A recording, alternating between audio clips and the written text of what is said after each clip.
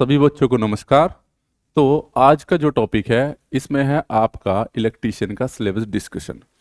और ये syllabus discussion बेटा आपका बिल्कुल लेटेस्ट उस पर आधारित है कि आपके जो भी चेंजेस हुए हैं उसके आधार पर सिलेबस में हम आगे इलेक्ट्रीशियन के कोर्स में क्या क्या करने वाले हैं और उसी के ऊपर बात करेंगे। कहने का मतलब यह है कि आपको पता है कि पूरी इंडिया में सिलेबस एक ही है इलेक्ट्रीशियन का। तो अब देखो, ये तो है इनका आधार जो इन्होंने डिसाइड कर रखा है, जैसे बना रखा है। लेकिन जब हम इस कोर्स को लेके चलेंगे बेटा, तो उसमें कुछ सिलेबस में चेंज नहीं करेंगे। लेकिन हाँ, सिलेबस का जो पैटर्न है वो आपका अलग टाइप का होगा। जैसे कि मान लो मशीन है, मशीन में वाइंडिंग दे रखी है, वाइंडिंग का इन्होंने एक अलग से चैप्टर दे रखा है। लेकिन अगर आप वाइंडिंग को मशीन के साथ में पढ़ाओगे तो बेटर ज़्यादा समझ में आएगा। तो मैं यहाँ पे तो सिलेबस डिस्कशन इनके अकॉर्डिंग करेंगे। हाँ, कंटेंट वही रहेगा, जितना कंटेंट इन्होंने दिया है वो सब इस सिलेबस में कराया जाएगा। लेकिन जो कराने का पैटर्न होगा, तो जैसे हम बेसिक ऑफ इलेक्ट्रिसिटी से स्टार्ट करेंगे तो वहां से स्टार्ट करेंगे, क्योंकि अगर आपको इलेक्ट्रिसिटी का ज्ञान होगा तभी आप बेटा सेफ्टी टूल्स का अच्छे प्रकार से यूज कर सकोगे। जैसे इन्होंने सेफ्टी एंड प्रोटेक्शन दे रखे हैं, किसके लिए? आपके चैप्टर फर्स्ट में। तो वो बहुत ज़्यादा ज़रूरी है। औजार्स की आग कैसे बुझाते हैं वो भी बहुत ज़्यादा ज़रूरी है। लेकिन आप अगर एज ए इलेक्ट्रिशियन के पॉइंट ऑफ व्यू से सोचो तो पहले आपको इलेक्ट्रिकल एनर्जी की प्रॉपर्टी पता होनी चाहिए। तब आपके दिमाग में अच्छा क्लिक करेगा कि हाँ यार, मैं वही गैस क्यों यूज़ कर रहा हूँ, उससे बुझाने के क्या फ़ायदे हैं। ठीक है, तो इसलिए जो हम स्टार्ट करेंगे बेसिक ऑफ इलेक्ट्रिसिटी से करेंगे, जिसमें हम करंट वगैरह इन सब चीज़ों को लेके चलेंगे। तो आइए देखते हैं, मैं इनके सिलेबस को अभी बताता हूं कि इनके सिलेबस में क्या है और इसमें हम क्या बदलाव करके किस पैटर्न से इनको सोल्व करने वाले हैं। ठीक है, जो कि आपके इसमें बहुत ज़्यादा इंपॉर्टेंट होने वाला है, क्योंकि आपकी ब्रांच इलेक्ट्रीशियन है और इससे बाहर आएगा नहीं भाई। ठीक है, तो बेटा ये लेवल 4 है, पहले 5 था इन्होंने और रिवाइज किया है जुलाई 2022 में। ड्यूरेशन है इलेक्ट्रीशियन का, ठीक है, आपको पता है। और ये जो है आपके पास सीटीएस ट्रेनिंग्स की के लिए भी यही है आपके पास। ठीक है बेटा, तो चलिए अब सीधा पॉइंट पे आते हैं हम इसके, और उसमें देखेंगे किन किन चीज़ों को ये डिस्कस कर रहा है। ओके, ये तो मॉड्यूल प्लान हो गया। तो मैं आपके पास जो हमारे पास थ्योरी वो वाला होता है उसको लेके चलते हैं। ये है, यहाँ से देखिए, ये बेटा आपके पास सिलेबस, ठीक है, फॉर इलेक्ट्रीशियन ट्रेड। ठीक है, अब इसमें देखो स्कोप ऑफ इलेक्ट्रीशियन ट्रेड, इसमें आपको ये बताया जाएगा कि आप इलेक्ट्रीशियन क्यों पढ़ रहे हैं, उसका क्या स्कोप है। इन्होंने सामने दे भी रखा है, ठीक है, इंडिकेटिव ट्रेड प्रैक्टिकल। इसमें electrical installation, location, various section, ठीक है, आइडेंटिफाई द क्या नाम है आपके, सिंबल एंड हैजार्ड्स। तो आपको सिंबल वो करने हैं, ठीक है। और एक्सीडेंट बता रखे, electrical accident and practice step to be taken such accidents. तो इससे बचने के लिए क्या वो चीज़ें यूज़ होनी है, तो इसमें साफ साफ बता रखा। फिर सेफ्टी रूल्स है, सेफ्टी साइंस है, टाइप्स ऑफ वर्किंग है, फायर एक्सीडेंट गाइजर। इसमें सेफ्टी रूल्स क्या, सेफ्टी लगाने चाहिए भाई, करंट लग जाए तो, है ना, लिटा दो उसको, फिर उसको रब करो, ये करो, वो सब चीज़ें सेफ्टी साइंस है ना। बिजली का साइन क्या है, टाइप्स ऑफ वर्किंग फायर, आग को बुझाने के तरीके हैं। तो हम करें यहाँ से भी सकते थे, लेकिन बेटा मैंने बताया जैसे कि हम स्टार्ट करेंगे उसको बेसिक ऑफ इलेक्ट्रिसिटी से। तो पहले फर्स्ट एड सेफ्टी क्या है, तो इनको हमने चैप्टर वाइज भी डिसाइड किया है। जैसे इस पूरे को हमने चैप्टर 1 में किया है, हम अपने अकॉर्डिंग जैसे हमने सिलेबस डिजाइन किया है वो वाला सिलेबस भी आपको ऐप पे मिल जाएगा, अपलोडेड पड़ा है। ठीक है, तो फर्स्ट एड सेफ्टी है, हजार्ड आइडेंटिफिकेशन है, पर्सनल सेफ्टी, फैक्ट्री है, response of emergency, power failure etcetera है। ठीक है, तो इन सबको हमने चैप्टर फर्स्ट में रखा है बेटा। Concept of standard, advantage of BIS, इन्होंने सामने दे भी रखा, identify the trade tools and machineries, इनके बारे में आइडेंटिफाई करना है। ठीक है, और जो आपके नेशनल इलेक्ट्रिकल कोड है इनके बारे में भी आपको जानना है। ठीक है, तो इस प्रकार से इन्होंने ये दे रखा है आपके पास। ये फिर आपके पास टूल्स हैं कि हैमर्स क्या है, फाइल्स क्या है, फ्रेम क्या है, ब्लेड क्या है, टाइप्स ऑफ ड्रिल क्या है बेटा, इन सब के बारे में बात कर रखी है। तो इस वाले सेक्शन को बेटा हमने क्या है, इसको हमने चैप्टर 1 में इंक्लूड किया है, लेकिन जो हमारा पढ़ने का स्टार्ट करेंगे वो हम यहाँ से स्टार्ट करेंगे, fundamental of electricity.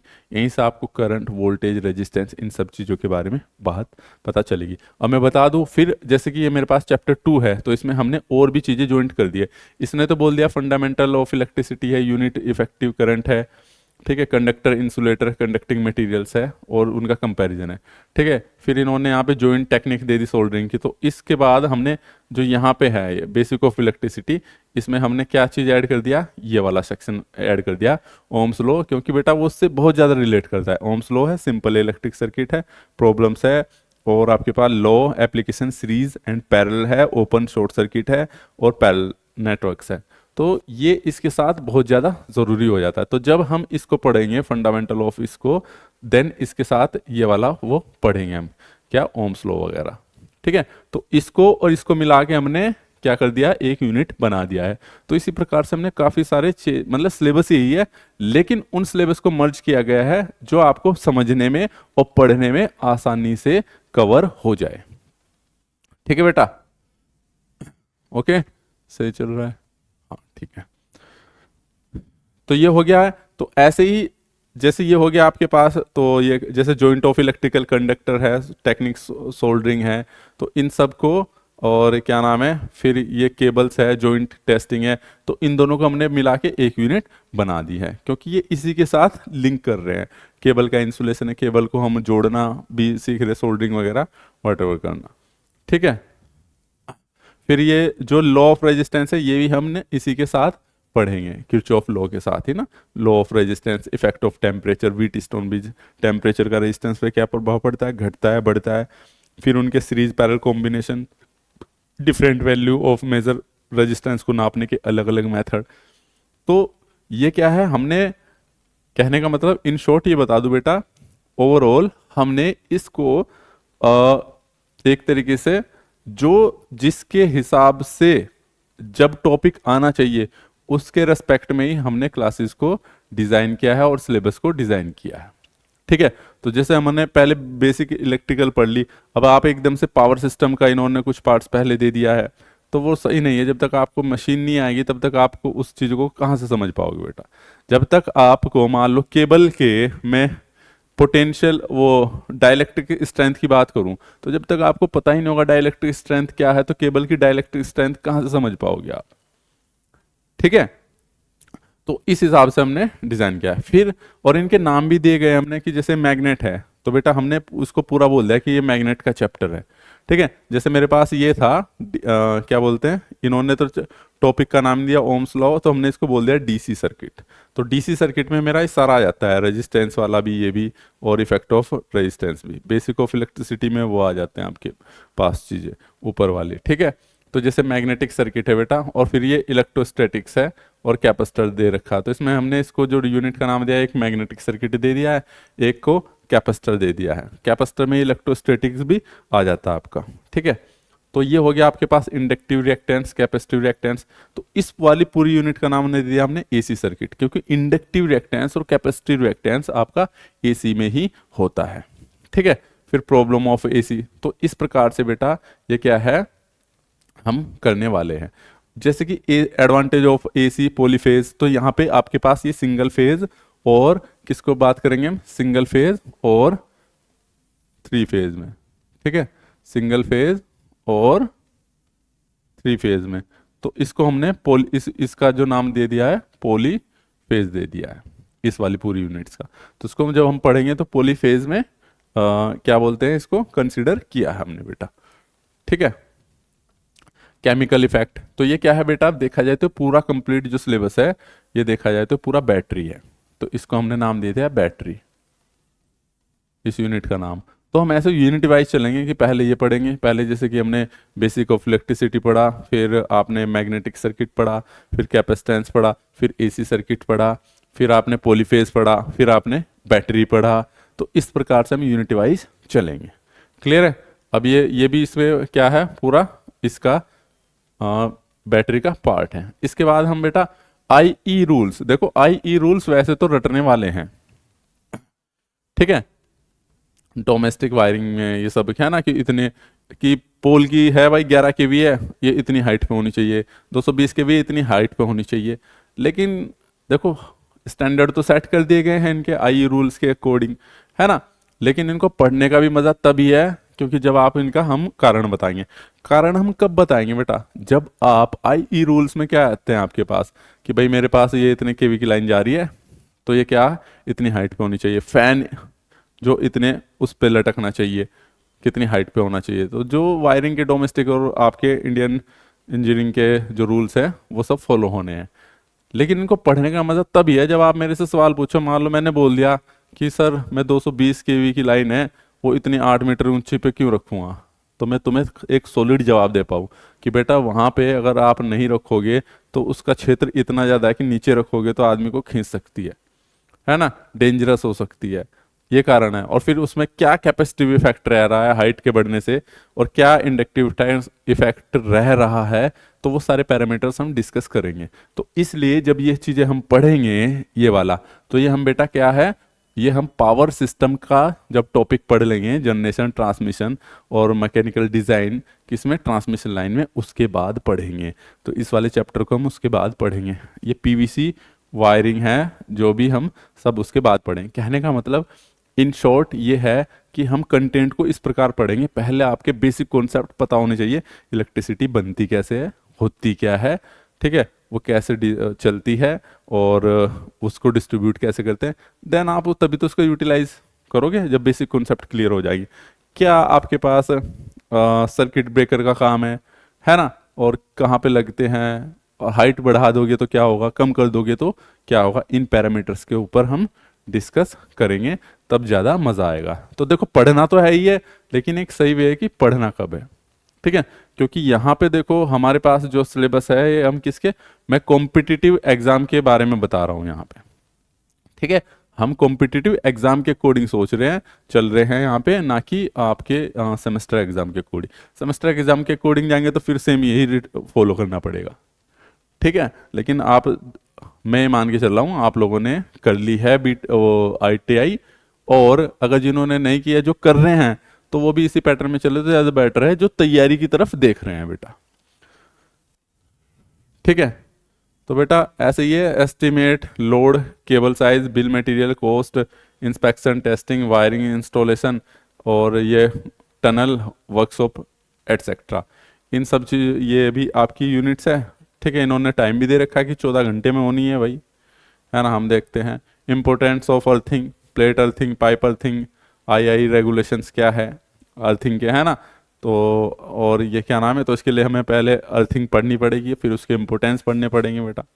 Law of illumination, इसमें लाइट लैंप्स के बारे में देखते हैं, ठीक है। ये बिल्कुल इंडिविजुअल है, इसको हम अलग से देख सकते हैं, ठीक है। तो जो बेसिक कॉन्सेप्ट रहने वाला है हमारे पास, पहले हम देखे जाए तो basic of electricity, magnetic circuit, polyphase circuit, battery, ये सब चीज़ें पढ़ेंगे। फिर उसके बाद आ जाते हैं आपके पास, ठीक है। ये आ गया जैसे आपके पास बेटा पूरा इस यूनिट का नाम हमने मेजरमेंट दे दिया है, क्योंकि पूरा मेजरिंग इंस्ट्रूमेंट है।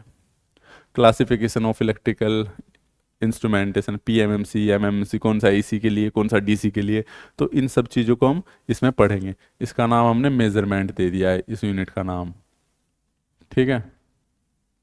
और जो पिछले वाली यूनिट थी बेटा, इसको हमने क्या दे दिया है, बेसिकली देखा जाए तो लाइट या इल्यूमिनेशन, इस पूरी उसका नाम इल्यूमिनेशन, क्योंकि इसमें हम इल्यूमिनेशन के बारे में ही पढ़ते हैं। लाइट क्या होती है, एक कमरे के लिए कितनी लाइट ज़रूरी है ना, कितना बल्ब ज़रूरी है, ठीक है। इनकी यूनिट्स क्या होती है, इन सब चीज़ों के बारे में पढ़ेंगे, है ना, कि मिनिमम कितनी लाइट होनी चाहिए।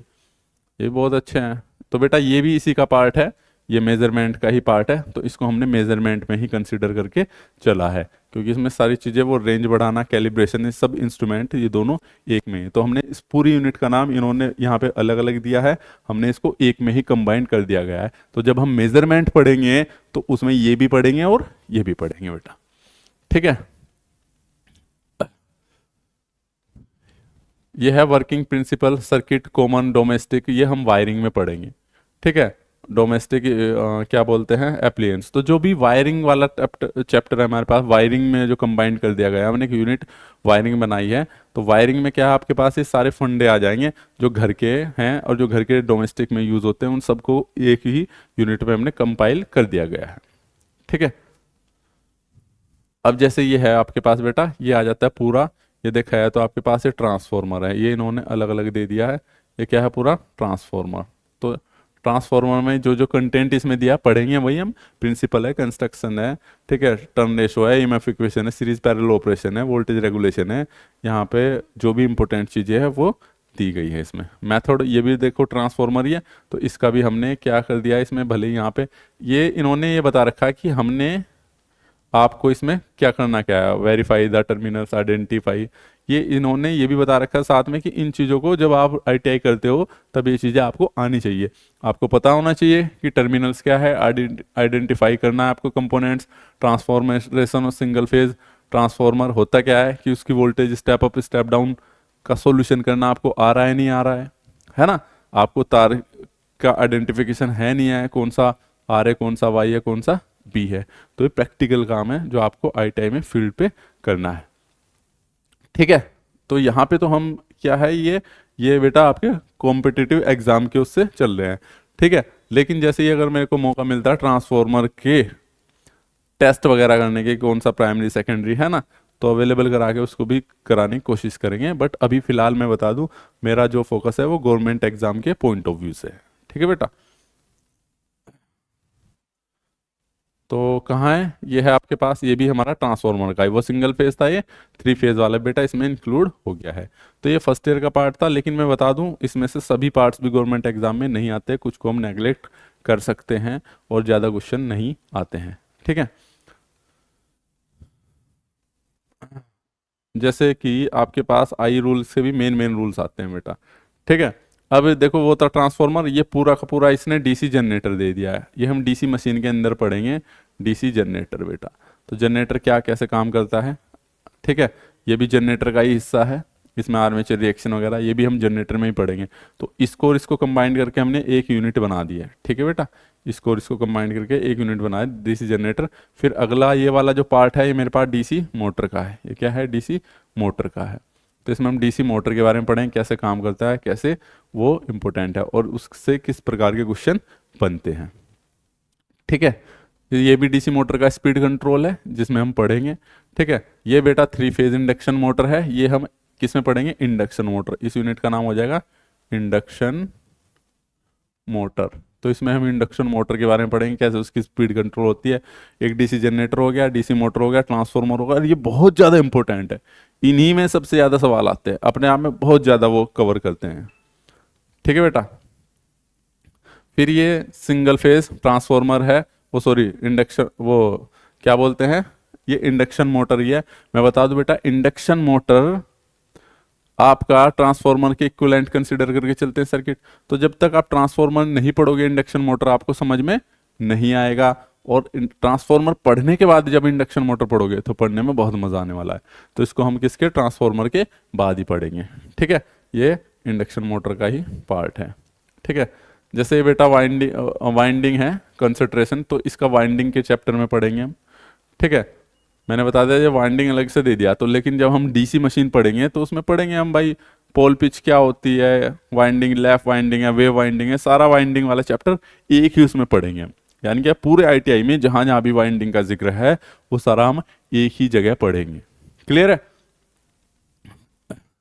तो ये आपके पास बेटा सिंगल फेज मोटर है जिसे फ्रैक्शन मोटर भी बोल देते हैं, एसी सिंगल फेज मोटर, तो इसके बारे में पढ़ेंगे। इंडक्शन मोटर के बाद ही पढ़ी जाती है क्योंकि इंडक्शन मोटर ही होती है एक प्रकार से। ठीक है, ये देखो consider distributed double layer winding, तो बेटा जितनी भी ये वाइंडिंग की टर्म्स है बेटा ये सब हम वाइंडिंग वाले चैप्टर में डाल देंगे और वाइंडिंग वाले में ही पढ़ेंगे। ठीक है, ये यहाँ पे ऑल्टरनेटर है, जैसे कि आपने इंडक्शन मोटर पढ़ा, तो ये सिंक्रोनस मशीन का पार्ट होता है एक ऑल्टरनेटर, ये सिंक्रोनस जनरेटर। ठीक है, सिंक्रोनस जनरेटर को ही ऑल्टरनेटर बोलते हैं और एक सिंक्रोनस मोटर होता है उसे पढ़ते हैं हम। तो ये सारी चीज़ें हम पढ़ेंगे ऑल्टरनेटर। तो मशीन यहाँ पे आपकी कंप्लीट हो जाएगी। ये वैसे इन्होंने अलग अलग टॉपिक से दिया गया है, ये सब मशीन का हिस्सा है, transformer, DC generator, DC motor, alternator, synchronous motor, single phase motor. ठीक है, स्पेशल टाइप मोटर भी आ चुकी हैं अब तो। ओके बेटा, तो ये भी देखो इसी का पार्ट है, जो हम ये ऑल्टरनेटर पढ़ रहे हैं ना, ऑल्टरनेटर का ही पार्ट है, working of the principle of synchronous motor, effect of change. तो ये भी मोटर और जनरेटर, जब हम डीसी जैसे डिफरेंस क्रिएट करते हैं ना, डीसी जनरेटर और डीसी मोटर में, ऐसे हम ऑल्टरनेटर में यानी कि एसी मोटर में, और यहाँ पे हम एसी किसमें, सिंक्रोनस मोटर में डिफरेंस क्रिएट करेंगे। दोनों में बहुत एक थोड़ा थोड़ा डिफरेंस होता है, बट वर्किंग प्रिंसिपल अलग हो जाते हैं। एक पावर ले रहा होता है, दूसरा पावर दे रहा होता है, और जब करेंगे तो बहुत मजा आने वाला है पढ़ने में। ठीक है बेटा, ये आपके पास मोटर जनरेटर सेट के ऊपर डिस्क्रिप्शन है। ठीक है, इतना ज़्यादा आपका इम्पोर्टेंट नहीं है एग्जाम के पॉइंट ऑफ व्यू से। ठीक है, लेकिन करा देंगे। जैसे रेजिस्टेंस, अब देखो कलर कोडिंग है बेटा, and active passive atomic structure है, सेमीकंडक्टर थ्योरीज है।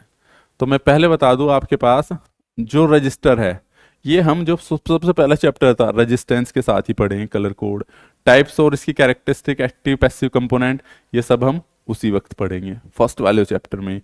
हाँ, एटॉमिक स्ट्रक्चर है, देखा जाए तो ये हम बेसिक ऑफ इलेक्ट्रिसिटी में पढ़ चुके होते हैं।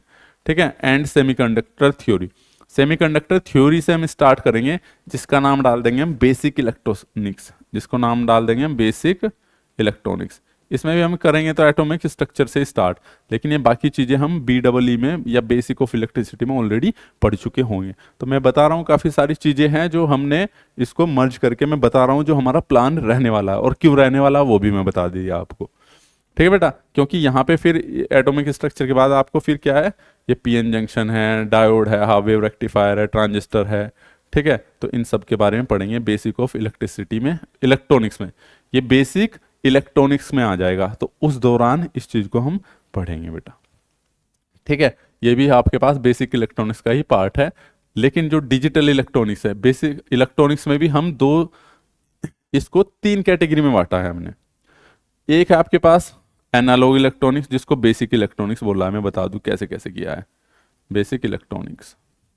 फिर दूसरा आता है डिजिटल इलेक्ट्रॉनिक्स, ये वाला। एक आता है पावर इलेक्ट्रॉनिक्स, पावर इलेक्ट्रॉनिक्स में आप SCR, डायक, ट्रायक, ठीक है, इन सबको तो 3 कैटेगरी में बांटा गया है। तो ये तो बेसिक इलेक्ट्रॉनिक्स में आ गया, डिजिटल वाला पार्ट ये आ गया, इसे डिजिटल में पढ़ेंगे। पावर इलेक्ट्रॉनिक्स में बेटा ये सारे आ जाते हैं, डायक, ट्रायक, SCR। ठीक है, ये सब चीज़ें किस में आती है, पावर इलेक्ट्रॉनिक्स में। ऑस्किलोस्कोप भी ये आपके पास बेसिक इलेक्ट्रॉनिक्स में आ जाता है। ठीक है बेटा, ये जैसे पावर कंट्रोल है, MCB, ठीक है, फ्यूज रिले, ये आ जाते हैं आपके पास बेटा स्विच गियर एंड प्रोटेक्शन में। किस में आते हैं, स्विच गियर एंड प्रोटेक्शन में। ठीक है, यानी कि आपके जितने भी फ्यूज रिले और फ्यूज है, प्रोटेक्टिंग डिवाइस है, सर्किट ब्रेकर, आइसोलेटर, ये सारी जितनी भी चीजें बेटा हम किस में पढ़ने वाले हैं, सब आपका स्विच गियर वाली यूनिट में पढ़ने वाले हैं। ठीक है, ये आपके पास वायरिंग है, रेस वेस, केबल, चैनल, डिल, रेल बेटा, तो इतना ज़्यादा ये इंपॉर्टेंट पार्ट है नहीं, लेकिन हाँ आपकी कौन सी वायरिंग यूज़ की जाती है वो इंपॉर्टेंट पार्ट है। आते देखा नहीं, ठीक है, लेकिन हम इसमें यूज़ तो करेंगे, अब सिलेबस में दे रखा है तो।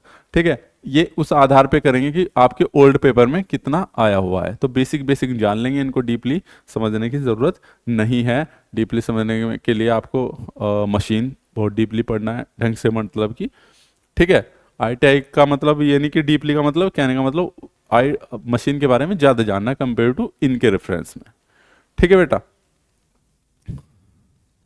ये AC DC ड्राइव है, ये आपके पास स्पीड कंट्रोल में आ जाएंगी जब स्पीड कंट्रोल पढ़ेंगे हम। ठीक है, ये भी आपके पास वोल्टेज स्टेबलाइजर है, चार्जर है, ये बेटा सब हम पावर इलेक्ट्रॉनिक्स में पढ़ेंगे, जो मैंने आप लोगों को बता दिया।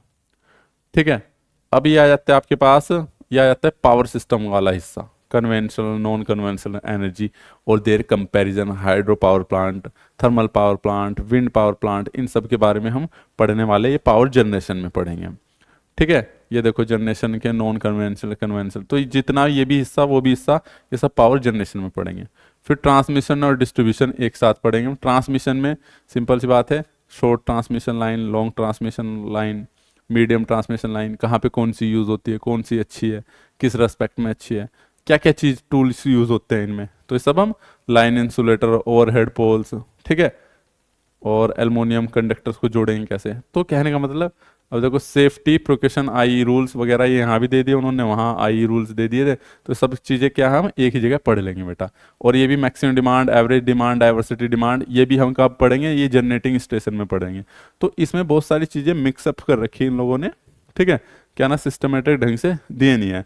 लेकिन अगर मान लो ये maximum demand, average demand, diversity factor, plant utilise factor, ये मैं अगर बेटा किसके साथ पढ़ूँ, जनरेटिंग स्टेशन के साथ पढ़ूंगा, लोड कर्व के साथ पढ़ूंगा, तो बहुत अच्छा समझ में आएगा। यहाँ पे क्या बता दोगे आप जब तक जनरेटिंग स्टेशन नहीं पढ़ोगे, इनके साथ मर्ज करके दी, ठीक है। तो कहने का मतलब ये है, ये रिले है, सर्किट ब्रेकर मैं ऑलरेडी बता चुका हूँ, रिले सर्किट ब्रेकर हम सब एक साथ पढ़ेंगे, इनको एक ही उसमें पढ़ेंगे, ठीक है। और ये जनरल इंट्रोडक्शन दे दिया ना ईवी सिनारियो, यानी कि आजकल इलेक्ट्रिक व्हीकल्स की चार्जिंग का क्या सिनारियो, करंटली स्टेटस क्या है आपके पास, ठीक है, चार्जिंग के लिए बेसिक रिक्वायरमेंट क्या है, तो इस पर जनरल आइडिया देखेंगे। अभी तक इतने ज़्यादा क्वेश्चन आपके पास पुराने पेपर में नहीं आए हैं, ठीक है बेटा। तो ये यहाँ तक का जो था आपके पास हमारा सिलेबस का डिस्कशन था, और क्या हमारा इस सिलेबस के दौरान प्लान रहने वाला है। तो कहने का मतलब है जो पैटर्न इन लोगों ने दिया है, हम उस पैटर्न में, सिलेबस तो ये रहेगा लेकिन उस पैटर्न में थोड़ा सा मॉडिफाई करके चलेंगे। उसका कारण मैं आप लोगों को बता चुका हूं, ताकि आपको चीज़ें आसानी से समझ में आ सके, ठीक है। तो इस क्लास में इतना ही। अब अगली क्लास हमारी लेक्चर 1 से स्टार्ट हो जाएगी, बेसिक ऑफ इलेक्ट्रिसिटी से। Thank you so much, all the very best.